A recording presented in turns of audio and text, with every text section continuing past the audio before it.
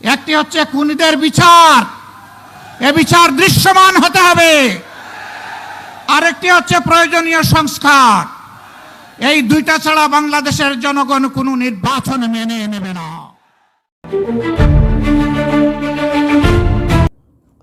জামাতে ইসলাম প্রত্যেকটি হত্যাকাণ্ডের বিচার দেখতে চায় শফিকুর রহমান।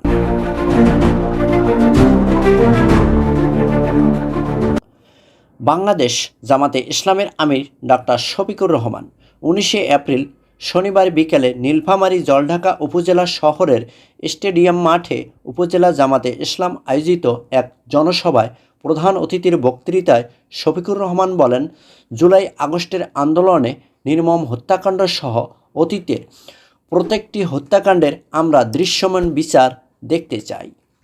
জামাতে আমির বলেন, কথা একেবারেই পরিষ্কার, ওই বিচার আর প্রয়োজনীয় সংস্কারের আগে কোনো ইলেকশন বা নির্বাচন বাংলাদেশের জনগণ দেখতে চায় না। এই সকলের বিচার ছাড়া বাংলাদেশের জনগণ কোনো নির্বাচন মেনে নেবে না। আমিরে জামাত বলেন, বিচার ছাড়া যদি নির্বাচন হয় ভবিষ্যতে যারা ক্ষমতায় আসবে তারা এর চাইতে বড় খুনি হওয়ার সম্ভাবনা রয়েছে। উক্ত সময়ে আমিরে জামাত ডক্টর শফিকুর রহমান নির্বাচনের পদ্ধতি নিয়ে বলেন, এজন্যই আমরা পরিষ্কার করে বলে দিয়েছি ইলেকশনের পদ্ধতি পাল্টাতে হবে। জনগণের প্রত্যেকটা ভোটের মূল্যায়নের জন্য আনুপাতিক হারে নির্বাচন দিতে হবে। আর সেই নির্বাচনে অবশ্যই জনগণের প্রত্যেকটি ভোটের মূল্যায়ন হবে এবং দেশ একটা মেধাভিত্তিক ও যোগ্যতা সম্পন্ন পার্লামেন্ট পাবে, যে পার্লামেন্টে ইনশাল্লাহ আগামীতে বাংলাদেশকে মুক্তির পথ দেখাবে। ওই সময়ে তিনি জামাত নেতা এটিএম আজহারুল ইসলামের মুক্তি দাবি জানিয়ে অন্তর্বর্তী সরকারকে বলেন, ফেসিবাদীরা বিদায় নিয়েছে। এই ফেসিবাদের নির্মম নির্যাতনের শিকার এটিএম আজহারুল ইসলাম এখনও কেন জেলের ভিতরে? এর জবাব সরকারকেই দিতে হবে। আমরা কোনো ধানাই ফানাই চাই না। আমিরে জামাত বলেন, এটিএম আজহারুল ইসলামকে যারা অপরাধী বানিয়েছিল আল্লাহ তাআলা আজকে তাদেরকে বাংলাদেশের জনগণের অন্তর থেকে গায়েব করে দিয়েছেন।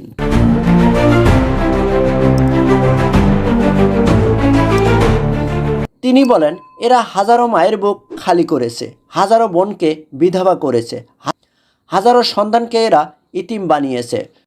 এরা সোনার বাংলা বানানোর স্লোগান দিয়ে এই বাংলাকে শ্মশান বাংলায় পরিণত করেছে।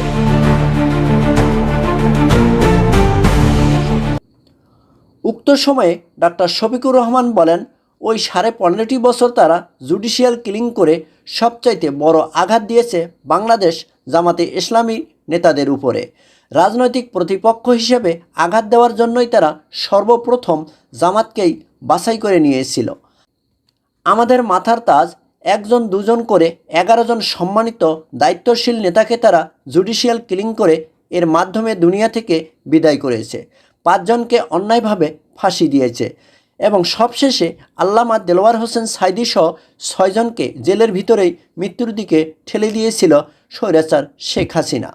আমরা সকল হত্যাকাণ্ডের বিচার দেখতে চাই।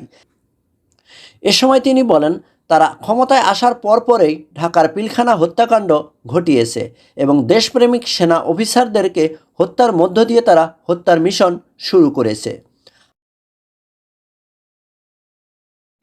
এই হত্যার মিশন পরিসমাপ্তি না করেই বাংলাদেশকে পিছনে ফেলে বাংলাদেশকে ত্যাগ করে স্বৈরাচার শেখ হাসিনা দেশ থেকে পালিয়ে গেছে।